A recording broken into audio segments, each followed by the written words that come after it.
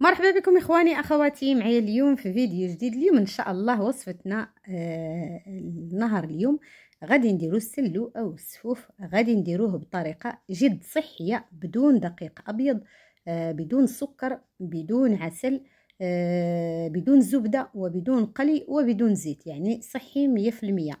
وصفه رائعه كنحضروها في المناسبات وما كتخطى اي مائده مغربيه في شهر رمضان. حتى النساء اللي ما كيقدوش يصايبوا في دارهم نظرا لظروف العمل او قله الوقت راه كيشروه واجد عند الناس اللي كيتكلفوا به وكيصايبوه. نتمنى احبائي تجربوا الوصفه وتعجبكم وتستمتعوا بها مع وليداتكم. بالنسبه للمقادير اللي غادي نحتاجو، عندي هنايا نصف كيلو من دقيق الشوفان اللي حمرته، ونصف كيلو من دقيق الشعير حتى هو او دقيق الزرع اللي حمرته، كنخليهم جانبا باش يبردوا. من بعد غادي ندوزو للوز. اللوز احتاجيت هنايا كيلو و200 غرام، هنايا 600 غرام شديتها حمرتها في الفران وطحنتها على هاد الطريقه، ما زدت ليها زيت ما زدت ليها والو، كنديرها في الماكينه وكنبقى نطحن شويه بشويه، نهبط بلي سباتولا حتى كنحصل على عجينه بحال هكا، وكنضيف الكميه اللي بقات لي كامل. راه كتسهل عليا المأموريه وكيتطحن الخليط بالزربه، يعني ما كيعذبني. ولكن كيف قلت لكم انا راه هنا عندي الماكينه، يعني الموتور ديالها صحيح. الا كانت الماكينه ديالكم عيانه شويه ضروري تضيفوا شويه الزيت. بالنسبه لنصف كيلو ديال اللوز الاخر اللي بقى ليا دهنته بشويه ديال الزيت ودرته في الفران حتى تحمر بهالطريقه، يعني ما قليتو راه كيجي مقرمل وزوين. غادي نطحنوه في الهاشوار، يعني ما غاديش نطحنوه نخليه دقيق، غادي نخلي فيه طريفات يكونوا صحاح باقي شويه. عندكم حريه الاختيار، الا بغيتو تطحنوه يكون دقيق اللي بغيتو. صافي. من بعد عندي الكاوكاو كذلك 600 غرام، غادي نحمرها في الفران وغادي نطحنها بهالطريقه، نفس الطريقه اللي درت اللوز كنديروا الكاوكاو حتى هو. وجنجلان كذلك، الزنجلان حتى هو 600 غرام، غادي نطحنها في الماكينه حتى كنحصل على الخليط بهالطريقه. حمرته حتى هو الزنجلان في الفران ولا في المقله اللي يعجبكم. و500 غرام ديال الزنجلان الاخرى راه طحنتها غير هكاتي في الماكينه وخليتها هكاتي شويه، ماشي مشكله واخا ما تغربلوها. بالنسبه لزريعه الكتان عندي 150 حتى 200 غرام، حمرتها حتى هي في المقله وغادي نطحنها في الماكينه حتى كنحصل على بودره بحال هكاتي. وزريع حب النافع عفوا حتى هو غادي نحمرو في المقله شويه، غير نصهدوه ما يتحرق وغادي نطحنوه. غادي نحتاج واحد 2 معالق كبار عامرين، كذلك حبه حلاوه غادي نحمرها في المقله وغادي نطحنها حتى هي واحد 2 معالق تقريبا كبار عامرين. القرفه كذلك غادي نمسحها مزيان نقيها وغادي نطحنها حتى هي، غادي نحتاج منها 2 معالق كبار عامرين.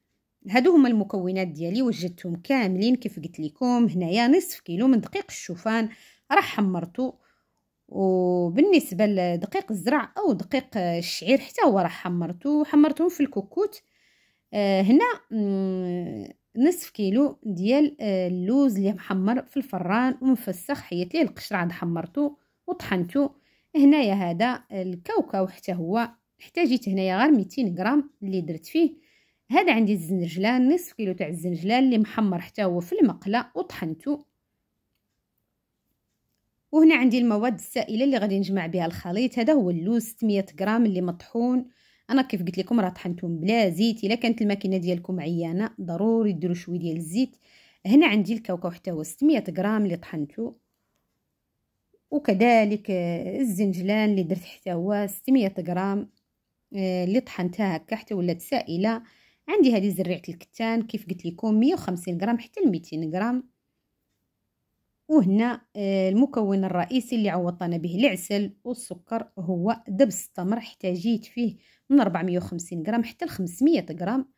بالنسبه للمكونات اللي بقات، هذه حبه حلاوه كيف قلت لكم راه طحنتهم وغربلتهم. عندي حبه حلاوه 2 معالق كبار، الملح واحد شويه غير شويه ماشي بزاف. هنا عندي القرفه حتى هي غادي نحتاج واحد 2 معالق كبار عامرين. النافع كذلك غادي نحتاج منه 2 معالق كبار عامرين. وكذلك المسكه الحاره راه غادي نحكها بواحد الكويس ولا بملعقه. كذلك غنحتاج واحد الحبه ديال الكوزه حتى هي اللي غربلتها. هنا غادي ندوز باش نجمع المكونات ديالي. بطبيعه الحال هنا غادي نغربل دقيق، هذا دقيق الشعير غادي نغربلهم لاني انا كنت حمرتهم نهار قبل، كنت خليتهم في البواطات يعني باش ما يتكوروا. ضروري غادي نغربلهم. دقيق الشوفان، بالنسبه للشوفان راه كتشدوا الشوفان عادي صحيح وكطحنوه وكتحمروه. انا غير الشوفان كيف قلت لكم اللي الحبه ديالو صحيحه كامله هو اللي طحنته. هنا هاني غربلت نوعين ديال الدقيق،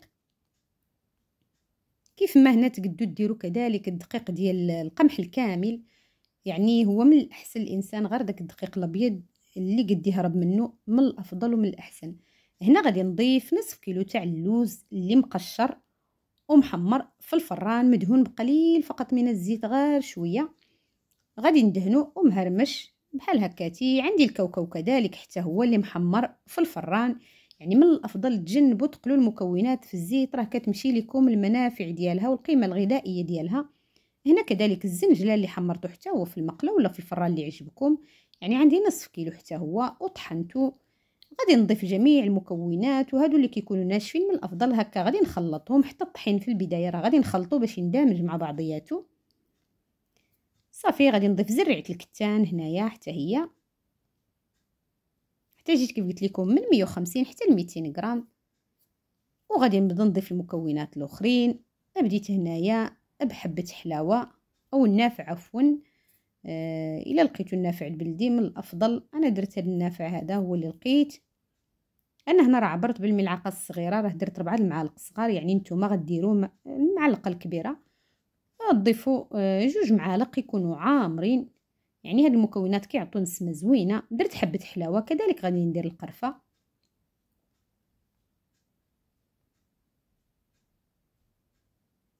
غير ملي تكونوا كتضيفوا كتحمروا هذوك المكونات حاولوا ما يتحرقوا. صافي ضفت الملح. غادي نضيف الكوزه كيف قلت لكم. بالنسبه لحبه حلاوه والنافع حاولوا ما تحرقوهم لانهم كيعطوا المروريه الا تحرقوا. صافي هنا هذه عندي المسكه الحره، غادي نحصكها شويه بحال هكاتي.